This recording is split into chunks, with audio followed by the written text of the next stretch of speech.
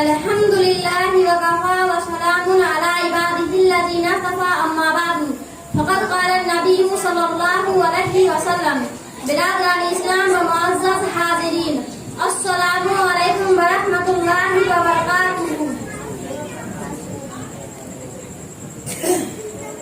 کون تھا سر پہ کس نے کھائی کون تھا سینہ سر پہ کھائی تھی کس نے گولی کون تھا سینہ سر پہ کھائی تھی کس نے گولی خون سے کس کے وہاں کھیلی گئی تھی ہولی خون سے کس کے وہاں کھیلی گئی تھی ہولی. آزاد ہندوستان کی تاریخ میں دو دن بڑی اہمیت کے ہیں. ایک 15 اگست اور دوسرا 26 جنوری. 15 اگست کو ہمارا ہندوستان آزاد ہوا اور 26 جنوری کو ہندوستان جمہوریت بنا. آج 15 اگست ہے ہندوستان کی آزادی کی سالگرہ. 15 اگست 1947 عیسوی کو سرزمین ہند پر وہی سورج طلوع ہوا تھا جو کہ آج طلوع ہوا ہے. لیکن اس وقت کی سورج کی کرنیں ایک نئی صبح کا پیغام لائی تھی.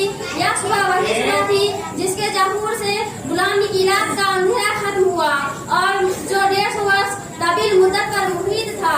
اسی رات خود ساختہ گورے ٹھیکیداروں کو ہم نے پھول سے معصوم شہزادوں کا خون پیتے دیکھا. اسی رات بیٹوں کا سر کاٹ کر دست میں سجا کر باپ کے سامنے پیش کیا گیا. اسی بھیانک رات میں ماہر استاد اور ہنرمند کاریگروں کے ہاتھ قلم ہوئے اور انگوٹھے قطع کیے گئے تھے اور کسانوں کی زمین چھین کر انہیں در بدر کی جھوپڑے کھانے کے لیے چھوڑ دیا گیا. اس رات کی جلد صبح ہو اس کے لیے ہم نے کون سی جتن نہیں کیے. سازشیں کیے بغاوتیں کیے تحریک حکومتوں کی تشکیل کی وہ سب کیا جو حصول آزادی کے لیے ناگزیر ہوتا ہے. لیکن اس رات کی جلد صبح ہوئی اور ہمارے لیے آزادی کا یہ دن دیکھنے کے لیے نصیب ہوا.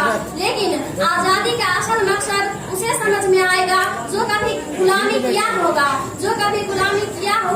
کیونکہ ہم لوگ اللہ کا شکر ہے کہ ہم لوگ آزاد ہندوستان میں ہمارا جنم ہوا ہے اور ہم آزادی کے ساتھ زندگی گزارتے ہیں. ہمارے اوپر کسی طرح کا پرابلم نہیں ہے. ہم آزادی سے زندگی جیتے ہیں. وما علینا الا البلاغ.